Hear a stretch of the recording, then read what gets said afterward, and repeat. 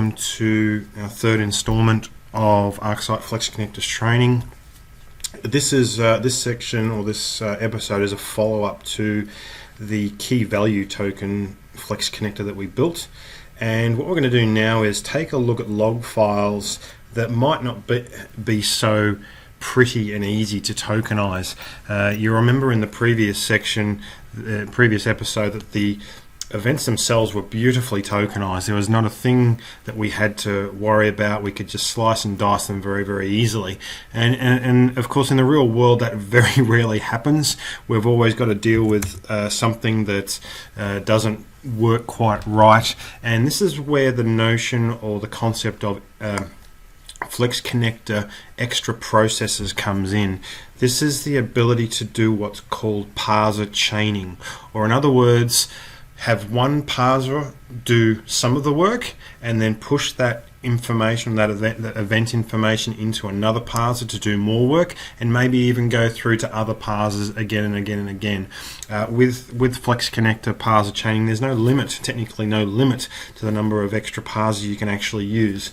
But in this example tutorial, we're going to look at the same Lenovo firewall logs that we did previously, but we're going to add a twist. We're going to make the logs a little bit untidy and require some extra work. And I think this should be a really great example, without being too complicated, on how we might use extra processors. So let's get started. So what we're going to do in this particular Flex Connector is mess around with the logs. So if we have a look at the logs this time, you'll see that they've changed a little bit. They've changed in the fact that we've got now double quotes as well as a capital T in between the date and the time. So this makes it virtually impossible for our old key value tokenizer to actually do its job. So we're going to have to get a little bit clever on how we process this file, and we can use, as I said before, the notion of an extra processor. So in this case, what we might like to do is basically regex parse this first part. So let's slice and dice the date stamp, the time stamp here using a regular expression, and then have an extra processor, which may well be our key value tokenizer that we used in our previous tutorial, to basically tokenize the rest of it. Now, you could argue quite easily that a single regex parser would do the whole line, and it will. You can actually do that. You don't need extra processing to technically to do this particular log file, but it is a great example of where you can use two different types of processors to achieve an end result. Keeping also in mind that the key value tokenizer is computationally more efficient than doing regex across the entire event line. So if we're being good corporate IT citizens and being wary of using processor capability, then we will use an extra processor instead. So that's the log file. Let's quit out of that. Now again, we're using the same Flex agent that we set up in our previous session. So what we're going to do is we're going to modify the actual agent.properties file directly.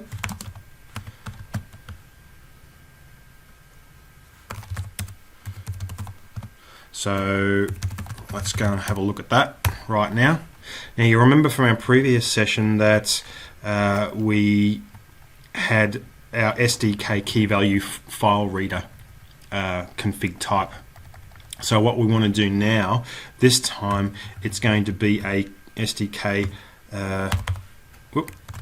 messed that up. It's going to be an SDKR file instead. So I'll just delete that out, insert R, and what I'll do is, what it's looking for in the actual config file is the actual base processor. So the processor that starts the process off, and then that processor calls upon extra processors to do other work. And if you think about functions in programs, you're basically, here's a piece of data, I've done some work on it, I'm now passing you the result in another function, and you can go and do your part of the processing and then hand it back to me at the end. That's essentially what's going on here as well. So instead of Lenovo, it's going to be Lenovo, I don't know, regex base, so we can say yes, it's the Lenovo regular expression base processor. Just something that makes it easy for me to actually identify. Now, I don't think I've got this particular thing right in terms of its SDKR file reader. Yep, okay, so we're good. That's just from the Flex Connector dev guide. Okay, so happy with that. We're still going to pop it in the Flex Agent folder. We're still going to read the same file name, etc., etc. So nothing else changes from our previous session. So that's good. Makes life easy for us. Now what we're going to do here is run up our regex tool, which you've seen me use in previous tutorials, to start to build out the base processor, which is going to do our regular expression portion of the processing. So let's start that up now. Alright, so now that we've got the regex tool loaded up, we want to obviously load our log file, which for me was under Lenovo logs, Lenovo firewall, and here we have our first line here from our event file with the lovely messed up date and timestamp, which is a real pity. That would have made life very easy if it wasn't like that. Anyway, no big deal. Next thing we want to do is create a new Flex Agent regex file, and obviously it goes under our Flex Agent or current user agent Flex Agent folder, and we're going to call it regex base as we did in our agent.properties file.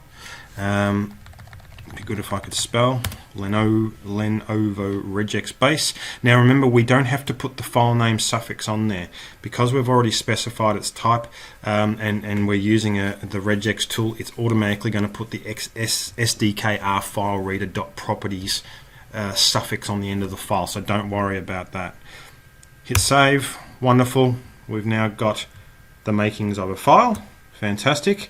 And now let's start to actually tokenize this regex. Remember from our previous sessions that all yellow basically means it's being successfully parsed, and that would make sense because we've got our catch-all phrase here. But what we're interested in doing here is, first thing I like to do is just hit the generate button. In most cases it does a pretty good job of creating something meaningful. So you'll see here that I've pushed that out, and we've got ourselves something that's quite interesting now. So we know that after this point here, after the date stamp, we're going to be dealing with the extra processor. We're going to get the extra processor to do the rest of the work. So what I can do is basically delete all this and just go for the dot star, the catch-all, because that's the portion, that's the token, so to speak, that we're going to push through to the extra parser. So we'll keep that in mind. Now, what we're going to see here now is klog dev ID equals a token. We don't really care about that actual token as we've seen in the past, so we'll get rid of that. We don't really want to tokenize it. Date equals. Then what we've got is, well, this is interesting. It's really made a mess of this. So we're going to see that. We're then going to see what we're really interested in is creating a token from that year.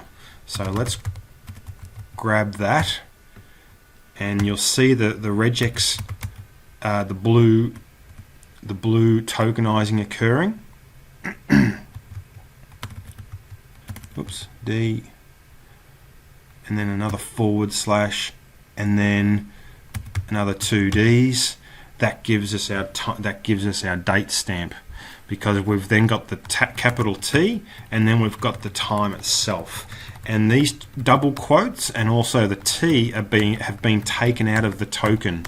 Remember, anything inside the parentheses is going to be tokenized, but that as you can see probably already, that's created a problem for us already, in that we've got the date in one token and the time in another. So we're going to have to call upon a underscore function within the Flex Connector framework to actually concatenate those two and create the overall date stamp, and we'll get to that in a second.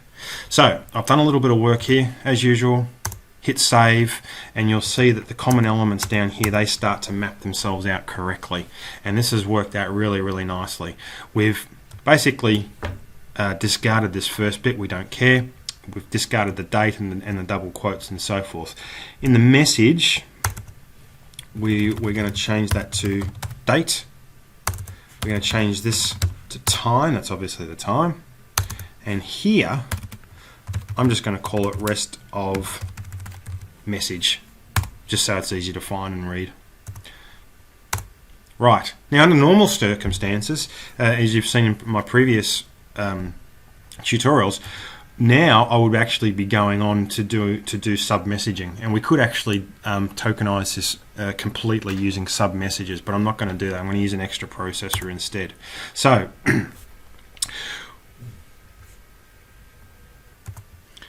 what I'm going to do now is actually map the fields in this part of the parser to ArcSight Ceph event fields and get that part done.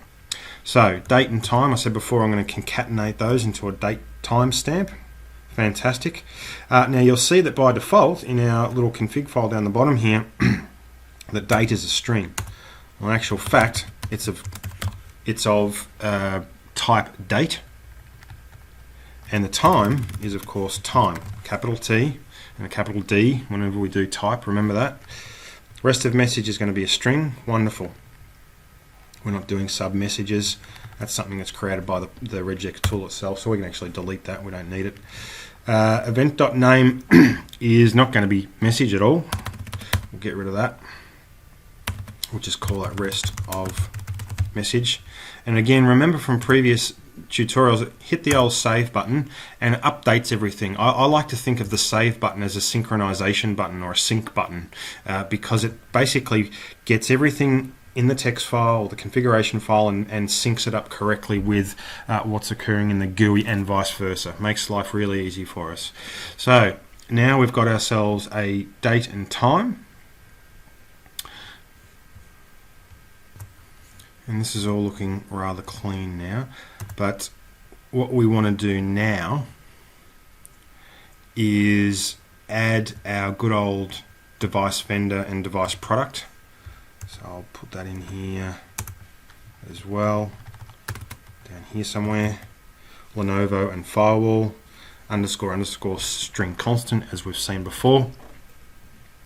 Now what we want to do is we actually want to call upon the extra processor. The extra processor is going to allow us to then tokenize, dename, log type, etc., etc. So we can actually call upon our old .properties file from our previous tutorial, and obviously that'll save us a lot of work.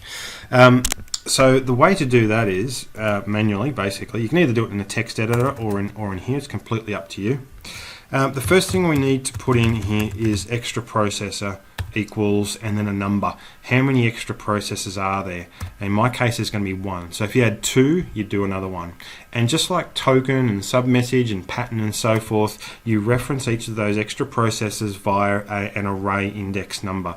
So in my case, extra processor 0.type equals. Now, what's the type? And there's a few that we can use here. If we go back to the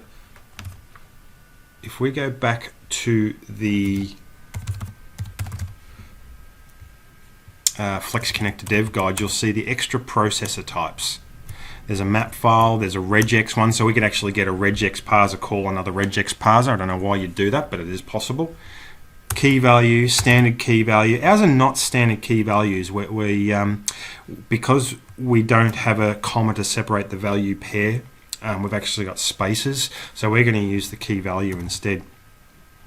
delimited NT parser and so forth. There's a few different extra parsers that we can actually use. So we're going to use a key value. That's why we're going to put in here type equals key value. What's the actual processor file name that we're going to be calling up? You remember it was called Lenovo, and remember it's going to call Lenovo.SDK key token file reader properties by itself. So again, we only need to put the first part of the file name in there. The parsing engine will pick up the name suffix by itself, so we can just leave it like that. Now, processor 0.field equals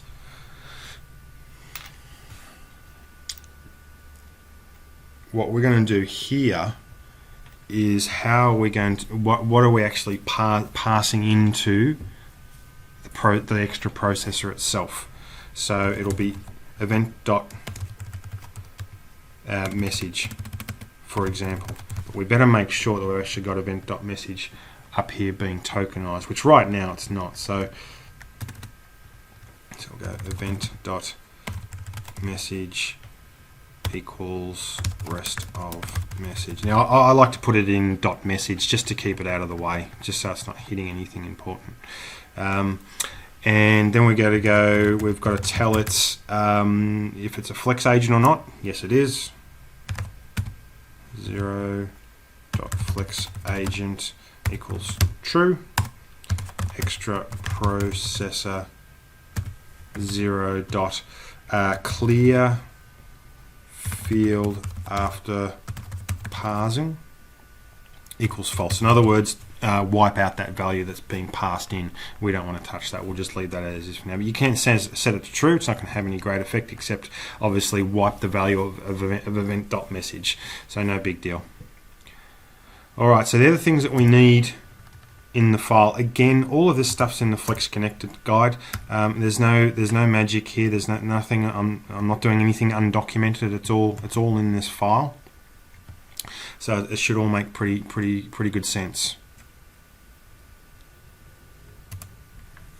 So save that, and you'll see that device product and so forth have all been mapped out correctly. Right, now one thing that I didn't do was actually create a proper timestamp from token 0 and token 1. So in other words, the year date and the actual time itself. So what I can do here is event.endTime, which is obviously very important. We don't want to leave that one out, equals. Now, if we come back to the Flex Connector unofficial guide to functions, we want to return a timestamp based on the date and time that we can feed into this particular function. So if you scroll down to the section that has a timestamp result from input, you'll see lots and lots of different ways of actually creating a timestamp. But the one that we're interested in is this one here. The two tokens are date and a time, both strings, and this will create our this will create our overall timestamp. So let's do that one. __ create timestamp. Then we've got date and time. And I can't spell, so I'll put in an S there. _ create timestamp, date and time. It says here that they're both strings. Not 100% sure about that one. We'll soon find out. We'll obviously get a casting error in the log, so that's a good way to test. I actually thought they had to be date and times, but we'll soon find out. So we've got that done.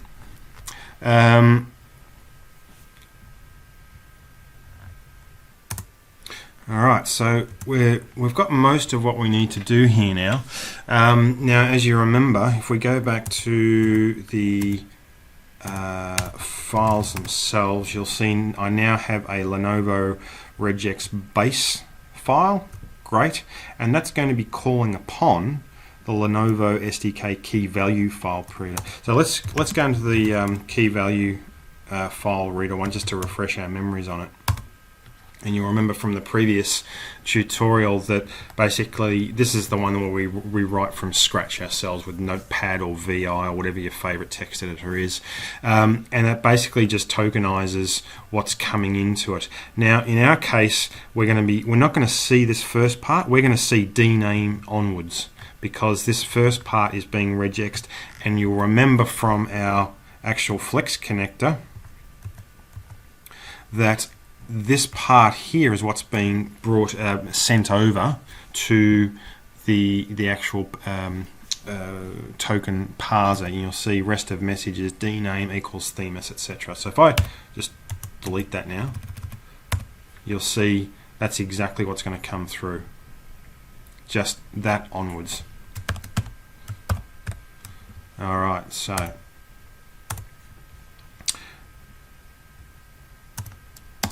let's see if we'll remove that space actually. In actual fact, you don't need to worry about removing that space between dname. The actual key value tokenizer will get rid of it because you'll remember in our config file we're trimming the keys and the tokens as well as the messages. So we're getting rid of any white space before and after. So there's no need to really worry about that, but that's just more of a neatness thing.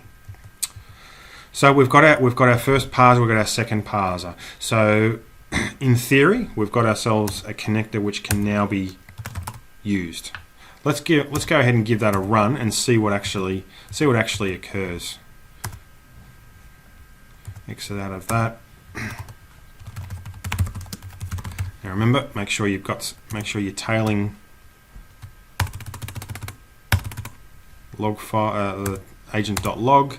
Have we got some actual events? Yes, we do. That's good.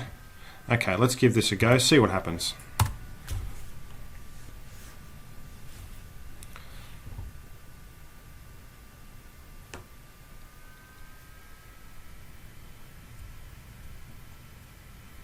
Now we know that the key token parser already works. We've seen that before. We saw that in our previous tutorial, so we can be reasonably confident that we've got a working parser there. If we're going to have problems, it's going to be between the regex parser or perhaps the transmission of information between the two parsers. So if there's any problems, that's probably where we've got to look. Alright, so at the moment there's no errors. Let's have a look. Alright.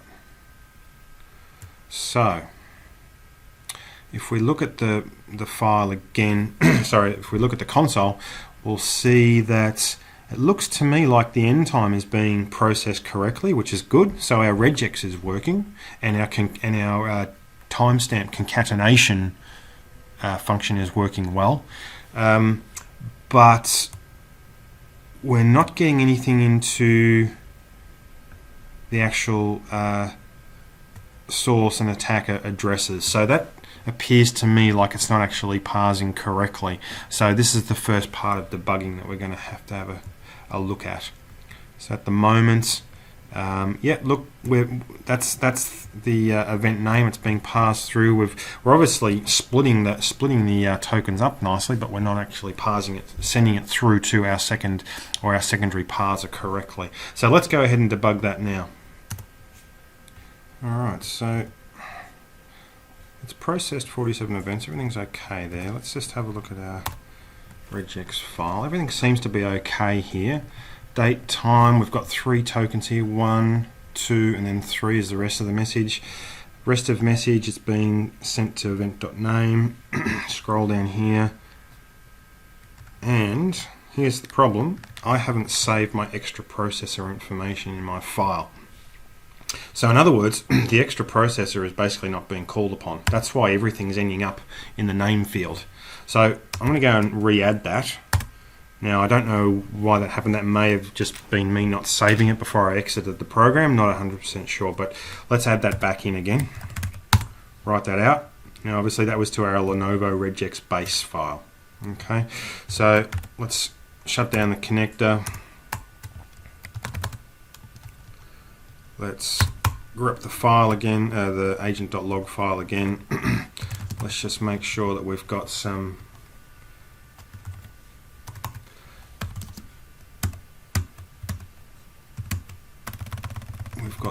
event files there, which we do. Now let's run the parser again. ArcSight agents. Crank that up. So now my base parser will correctly call, or should correctly call, the extra parser, which is of course the key value tokenizer. We'll see how that goes.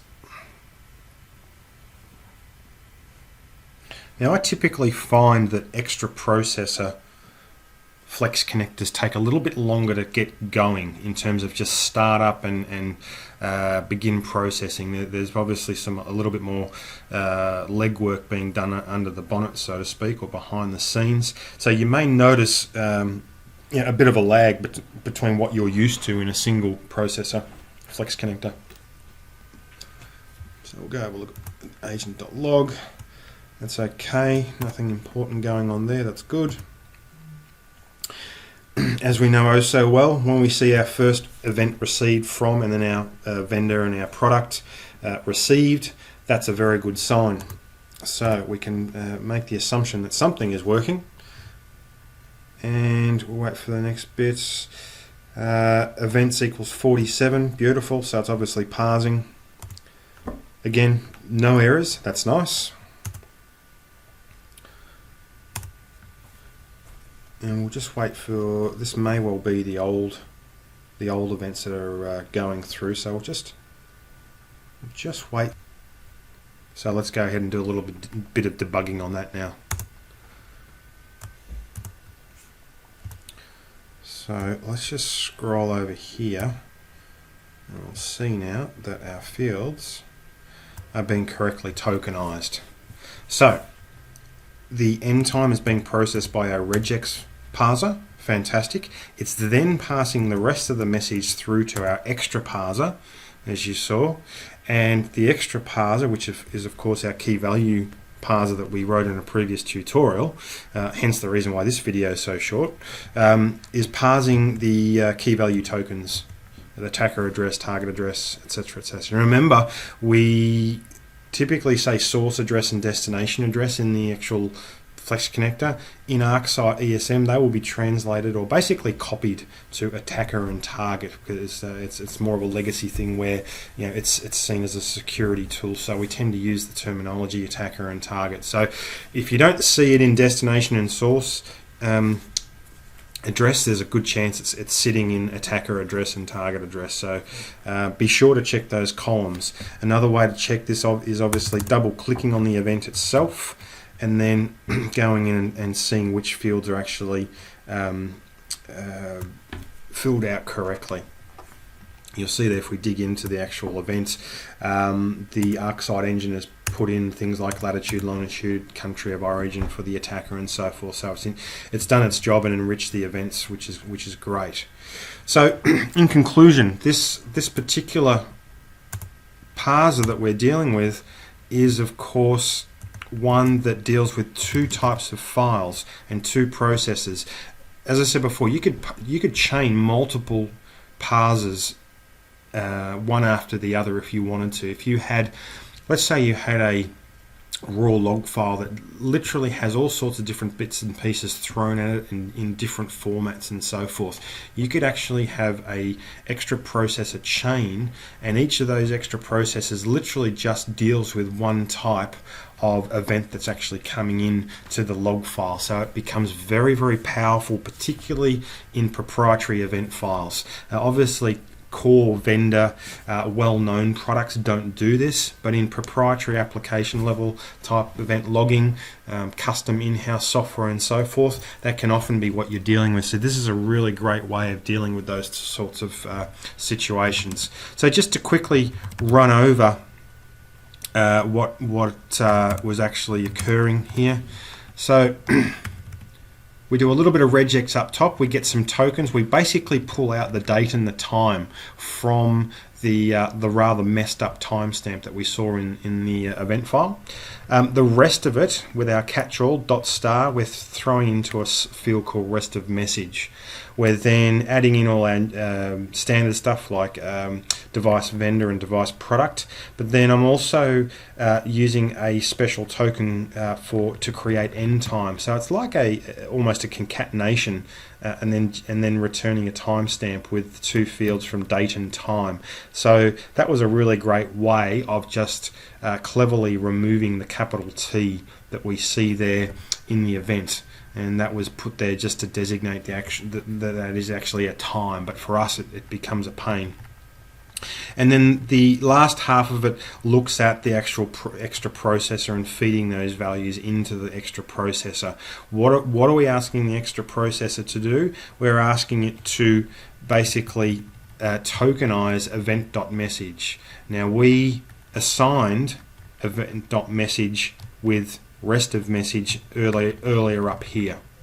So so we know that we're basically having to deal with all the tokens for DNAME, source address, destination address, and so forth. So just think of extra processor.field as the event that particular processor is having to deal with. That's all you need to think about. So there's no need to get confused about where things are at and where they're going. It's a very straightforward concept. And then last but not least, let's have a look at the SDK key value pair.